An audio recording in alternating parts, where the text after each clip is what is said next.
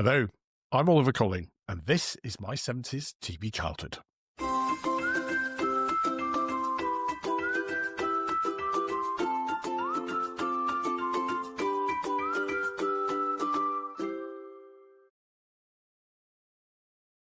Hello, and welcome back to my 70s TV childhood. We are the premier podcast that looks back at what it was like to grow up in 1970s Britain and the special part that television played in our lives back then. It was a special time for those of us of a certain age. Whilst the UK economy was tanking, our fashion sense had deserted us somewhere, and our parents worried about the future, we were able to be just children and enjoy our childhood. And for me, as I know it was for some of you, one of our pleasures was watching television. We only had 3 channels, there wasn't always programming all day, and some of it was pretty dire. But the TV was still relatively new and exciting and provided a focal point for families in a way which, in my opinion, it hasn't really done since. As always, thank you for your comments on the podcast. We had lots of feedback on our recent episode featuring Kung Fu, the rather unlikely martial arts stroke Western drama starring David Carradine. In the main, it does appear from your comments that the programme caused many of you, like Victor, who commented on our YouTube page, to start fighting with your siblings and generally trashing the living room every Saturday tea time. I'm very pleased that we can bring back such happy memories. Also on YouTube, we had a comment from Paul who rather took me to task, as he thought I was apologising for the casting of David Carradine in the show. Now, as regular listeners will know, we come across areas of controversy quite often in the podcast, and I'm very clear that we cannot and we should not judge the past by today's standards. Looking back to the mid-70s is going back around 50 years. And if you went back a further 50 years from then, just for comparison, it would take us to the mid-1920s. And I suddenly feel very old.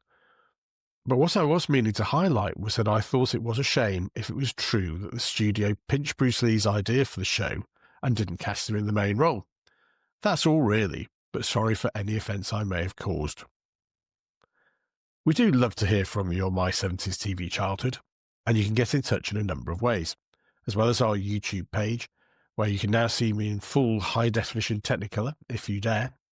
We have our social media pages on Facebook, Twitter/X and LinkedIn, as well as our blog at www.my70stvchildhood.com. Or if you prefer, you can simply email oliver@my70stvchildhood.com. And it was via email that I was recently introduced to a lovely lady who is our special guest on this edition of the podcast. For the rest of this episode, I'm going to be chatting to Nina Saville, who I've had the pleasure of meeting recently. Nina is an accomplished actress and artist, and she's recently published her first novel, A Night with Damien Spur. And of particular interest to our listeners, one of Nina's many acting roles was as Mr. Rumbold's secretary in the much-loved BBC sitcom, Are You Being Served? Let's see how he got on. Now, we have a very special guest with us today on my 70s TV childhood, and I'm delighted to be joined by Nina Saville. Nina is a very accomplished actress.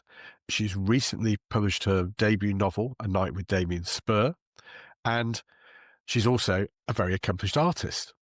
You may recognise Nina from one of her former roles, of which there are many, where she played Mr. Rumbold's secretary in Are You Being Served, which I know is something that many of our listeners remember fondly. Nina, it's lovely to have you with us, so welcome to my 70s TV childhood. Thank you. Before we talk about your wonderful book, which I've thoroughly enjoyed reading, can we just talk a bit about your acting career? And in particular, your role on Are You Being Served? When did you decide that acting was the thing that you wanted to do? I sort of did a lot of adverts and things, and I decided that I would like to be an actress, and I went to a very good school. I went to Arts Educational. And there I met really good friends to this day who are still my friends. I did it in an old school way. I did Chichester Theatre. I did a lot of rep. I did radio programs as guest radio speakers as well. And then I fell into television. And sometimes I was very good. Sometimes I overacted. I was good at comedy. But God knows. I mean, I was not so good when I had to be dramatic and straight. But there you go. And that's how I got into acting, and mostly from theatre. And then I went straight into telly and things like that. But the adverts helped because I did loads of them, loads and loads. So what sort of things did you advertise? Can you remember any ones that Yes, stick in the mind? yes, I did. I was the Kleenex girl because I could cry to order. That's why they hired me. I was the Colgate girl because I had nice teeth. Oh, with I the was, ring of confidence. yes, the ring of confidence. I was the Cadbury's girl. I mean, I did a lot, and sometimes it got a bit embarrassing because in the sessions, as you know, in the old school days in the ITV, they had a 2-minute session of adverts, and sometimes I was in 2 adverts in the same session. I suppose if you're eating chocolate and then having to clean your teeth afterwards, that might be Exactly. quite a handy juxtaposition on that. Yeah, yeah, it was in the right order. So you had that very traditional start to your acting career, and it seems that a lot of actors these days don't seem to have that, or those that do find it more difficult to break into stage and television than they used to, that people seem to leapfrog straight in, particularly television. That always seems to be a bit of a shame. What do you think? I think it is a shame. I think it's a shame that a lot of the reps have disappeared. I think some actors, they don't want to do theatre and they want to go straight into television because it's an easier game to play. I mean, theatre is quite difficult and you have to technically reproduce a performance for nights on end and so forth, and matinees, and then sometimes you've got 2 performances a day. But I think rep was a good training ground, and you often lived in these digs which you wouldn't really want to live in, with nylon sheets and Yes. things like that, and landladies who were not particularly nice. But it was a good experience. And I also did big theatre as well. I did a Ring Round the Moon with Paul Jones, and we did that as a tour. And I played Belle in Christmas Carol with Leonard Rossiter. It was a good discipline. I don't think I'd want to do the theatre now. I don't think I could remember the lines and lines. Um, Yes. So you moved from theatre into adverts, and then Yep. how did you get the break into television, or specifically, how did you get on to be part of Are You Being Served? I went for an audition. I had an agent and I went for an audition and I got the part. They were so nice. First of all, it was live. Can you imagine? Live Mm. comedy. And so there was no pipe laughter. And was I that funny? I think that because when you act with actors as great as that, and they like Molly Sugden and John Inman, they create the humour for you and you can bounce off each other. And Nicholas Smith, of course, is Mr. Rumbold. And Yes. that's why it all works. It works. It's very organic doing it like that, instead of listening to all this. When you watch television now, you hear all this piped laughter, which is, if it's not live, that's how they have to do it, isn't it? Yeah, I really enjoyed that experience. It was really lovely. It was good. That was a real fun experience. Yeah. Yeah. And I'm sure people have asked you this many, many times, so apologies for asking again. What was it like working with, you mentioned Molly Sugden, John Inman? Fantastic. They were so professional and they were so kind. They gave you tips. They were generous people. They enjoyed themselves as well. And it was a team.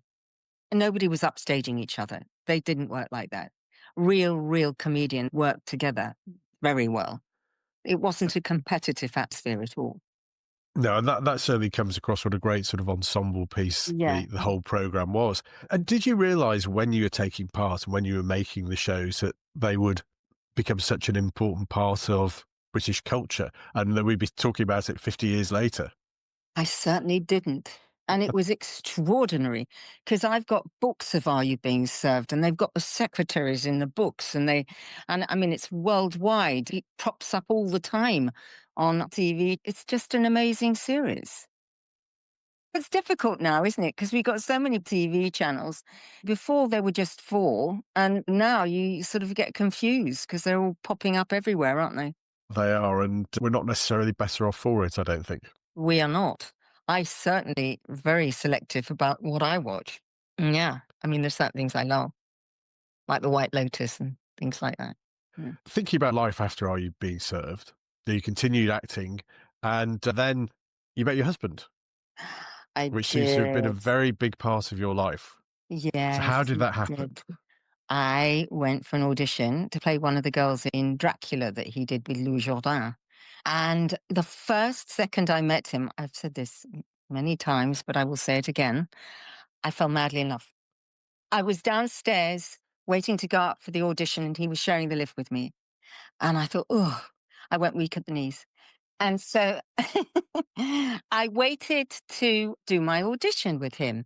And I was Hmm. sitting down, and this girl came out, and he came out with this girl, and he had lipstick all over his neck and his chest. And I said to Philip, I said, "Oh, can I just say, Mr. Saville, you've got lipstick all over your neck and your chest." He said, "Yes, she was practicing being a vampire." he he was so lovely, and then we went out, and he cast me in things that I was quite good in, like Hmm. Lives and Loves of a She-Devil. I was good, and I Hmm. did my own research, and I actually wrote. I tweaked the bits. I wrote my bits in it, and then I did other things as well with him. But then I was also not good in certain things. I think he miscast me. I played Hitler's niece, Gelly Raubel, in the Journal of Brigitte Hitler. And I went to the BFI to see the performance because they keep on screening all his stuff. Hmm. And there was my face, oh, so large. And me, and then me shooting myself when I overacted. I mean, it was ridiculous. If I could have, there was a full audience. If I could have hid under the chair, I would. And so I was good at therapists. I played a lot of therapists. I was good at that. Anyway, he was lovely, and we wrote together, and he helped me, and he was into music, and he knew everything about music, and he taught me, did help me write. We wrote together, but he knew how to teach. He was very good. In fact, he had an improvisation workshop at RADA, which was quite interesting as well. There you And I go, guess that's my husband. so. Before you met Philip, he was obviously a very well known in the world of television, had lots of great credits and so on. But he was also known for the company of beautiful women as well. So how did you manage to cure him of his desire to find more beautiful women? Because he was exhausted by the time he got to me. He slept with, he was. He slept all over the world, all over the world. He slept with everybody, but he never hit on women. They just wanted him. Oh my gosh. And he had some fantastic women, interesting women before me. Hmm. Diana Rigg and the artist Pauline Boty in the 60s. You know, I was a babe, a real babe then, little baby. But she was one. Yeah, he was a player. Yes. It was interesting you saying that you wrote together. And obviously, one of the reasons that we're talking today is that you've recently released your first novel. Yeah. And as I say, I've read them, but thoroughly enjoyed reading it. It's a real non-stop, full of action in terms of whistling around this, I suppose, this London-centric world, but all very, very exciting. I wonder how much of your thought behind the book has been inspired by your past experience. Philip was my inspiration. He was a man who helped women. He Hmm. was, as I said, he didn't prey on women. And unlike Damien Spur, Philip didn't have any addictions. He was a very strong disciplinarian as Hmm. far as his mind, body, and soul was concerned. And Damien Spur, he led the piece. And I hope that he was likable, that people like him as a character, because he was a good man, but he had Achilles' heel in the book. Yes. And writing the book was interesting because I was having my house stamp proofed, and I had to leave the house. It was completely gutted. And I went to stay with one of my best friends, Sherry Lungi, and she has the most incredible ear. And so we worked together, and I read to her, and we kept the good bits and cut out the pips, as it were. And it really, really worked with her. And she's always been along the ride. She's really good friend and has been very supportive of me. And she was at the launch, and she read, and I read. And then Debbie Wiseman, who's another very good friend, composer Debbie Hmm. Wiseman, she did a theme for Damien Spur. It was a pretty lovely launch, very glamorous and fun, and it was enjoyable. And that was a springboard for me. And I was very happy that I completed the book and that the book was published. Now, that's absolutely marvellous, and particularly the support you got from some great friends there. Just for our listeners' benefit, could you tell us what the book's about? It's about a journey, really, and it's about a man who treads the path with a lot of landmines along the way, who is guided by the voice of reason in his head. So en route, he meets all these women on the way, and he has a wake up call because he falls in love with the wrong woman.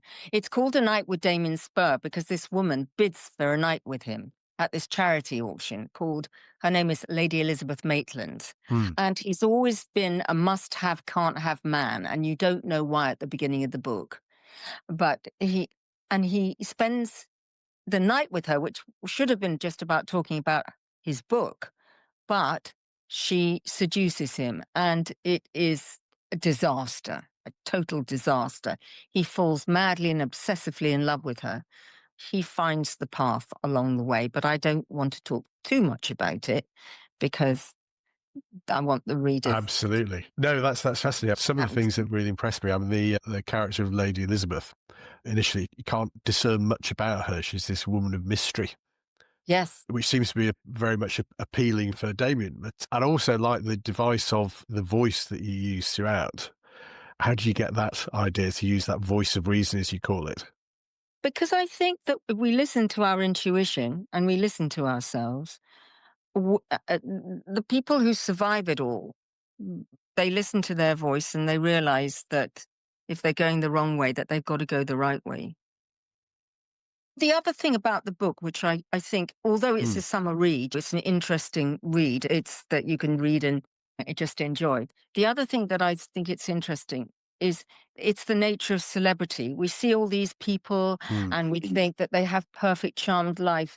I can tell you their lives are probably more in disorder than the normal, ordinary person who just has family life and so forth. So it is about it's the inside out, the nature of celebrity, that all is not necessarily well. We can name hundreds of them on, can't we? Paul Yes. Newman was a self-hating guy. Paul Newman, the most wonderful actor and gorgeous man, he hated himself. Well, apparently in his autobiography, didn't like himself. No, that's hard. All that sort of glitters like gold isn't necessarily that. And there are some very good examples in the book of, as you say, people who appear to have it all, to be celebrities, who are really not very happy when it comes down to it. No. And they have to find themselves. It's very difficult, though, isn't it, really? Because finding yourself in this age of madness now, where AI has taken over everything and fake news, we don't know what to believe, even about ourselves. One of the things I really liked about the book is the variety and the number of different characters that sort of breeze in and out of the plot. I particularly like the Russian artist who was. I'm not sure if you've seen any of the pictures, any of the pictures described like that, but it's absolutely thoroughly depressing. But she was a great character. I thought Olga. That's right, Olga, absolutely hilarious. Because what I should add as well, whilst you're dealing with some very serious issues here, there are lots of very funny episodes in the book. I really enjoy some of those observations on whether that's the sort of London life, celebrity life, whatever that is. It kept a smile on my face most of the way through. It's set in the south of France. It's set in America. So that also gives it an international world flavor, which I think would be interesting visually as well if they made it into a series, which is what we would all like. Yes, and so if possible, that would be marvellous. It certainly lends itself to that sort of episodic approach. Sherry and I are thinking about how we'll go about it, because I just love working with her and I love working with Debbie, and we'll just see what we can do. I've had so many friends on the way who've been helpful. And I got another girlfriend who's a radio writer, Helen Kluger. And I've got another friend, Julie Midwinter, who helped me, who's always been by my side. And it's wonderful to have good friends, isn't it? It's fantastic. And even my daughter-in-law, when I pitched, she said, don't give them the first 3 chapters. She said, don't give them the first 3 chapters. Give them the juicy bits. And that's what I did. And I didn't need an agent. The publisher said, yep. That's remarkable, particularly in these days where I know that publishers are very reluctant sometimes to take direct contacts. But that sounds great that you've managed to do that without an agent. Exactly. And I also had a wonderful artist friend of mine who did the cover of the book, which you can see. And his name's James McKinnon, and he's a really good artist, and he's been in museums everywhere. And we're still very good friends to this day. In fact, he's going to give me some lessons in watercolor, because you can always learn more and more and more. So I met lovely people on the way, all very positive, and a positive son I have as well. His name's Waldo. And he said to me, because it took me a long time to write the book, and he said to me, you have to finish what you start. You've always taught me that. And so whenever I lost confidence, because it's a big, long book, well, it's not long, but I mean, for me, Yes. it's a big, long book. I Yeah. thought about what he said, and he was very encouraging on the way. He was sweet. I'm lucky. I have a lovely family and friends. Very lucky I am. Oh, that's Yes. marvellous. That's marvellous. I'm sure it's not all luck. But Oh. just thinking about it, the first novel's been published. It's been published to critical acclaim. That's what every author hopes for. Mhm. Is there going to be another one? I think so. I'm just taking a deep breath now because, as Waldo said, Mummy, do you think you're going to do it for another 6 years? I said, no, God, he's quite right. And I've been painting a lot too in between. So that's good. And I've got an exhibition of my work coming up, my dear, in November in London. So that's very good. I might take one of the characters and take him out of the book, but I'll have to have Damien still in it, but taking it from a back point of view. And David Rose, who gambled his money away, who started the first proposal restaurant. David Rose met Damien in the first book. So Yes. maybe I'll take him. I think he's quite an interesting character. I don't know, but I think that it would be good to do it, but I'd have to find the device to do that properly. Yes. Yes. So for our listeners, where can they find your book? It's in Amazon all over. You can order it from many of the big bookshops here in this country. You can order it in Barnes and Noble in America. There's a bookstore in America. I was going to do a reading there called Books and Books, but I couldn't go back to the States. I was so busy here. But I think I will be going back to Miami, and they're very, very happy for me to do readings in their bookstores. So that would be nice. Great. Yeah. And I would personally, to all our listeners, would recommend reading Nina's book. It is a great work. Thank you. And just you mentioned your painting. Tell us a bit more about how you've got into your art.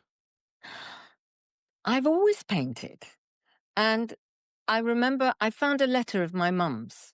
And when I was at Arts Educational, they had a painting exhibition. And Mummy saw it and she saw 4 or 5 of my paintings. And then she came back and they disappeared. And she wondered where they'd gone to. And somebody had bought them. How marvellous. But I didn't get the money because I was a little pupil, but the school did. I've always painted, actually, and a lot of my friends paint. Sherry's a very good painter as well. So that's how it started. I started to do whimsical paintings. The world's so dark at the moment. I wanted to bring a bit of light to the world. So I love flowers and I like to do nice, beautiful colors and things like that. That's what I do. I really like doing it. That's marvellous. As an accomplished actress, now a published novelist, and an accomplished artist as well. Is there room for anything else in the future? I don't know. I'm not sure.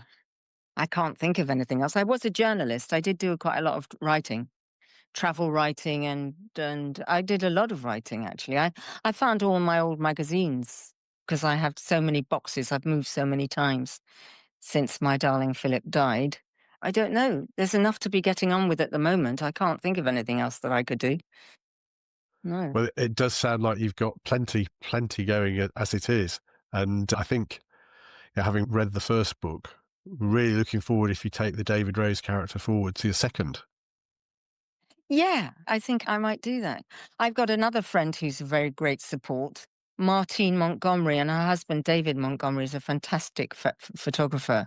And he knew Philip very well. And They're very supportive. So we'll see what I can do next. That's brilliant. Thanks, Nina. I'd encourage going out, buying Nina's book, Thank you very much, Oliver. Nights Um, with Damien Spur, Yeah, available at all good outlets and on Amazon. yeah, Sorry, there are other online booksellers are available. yep, lots of them.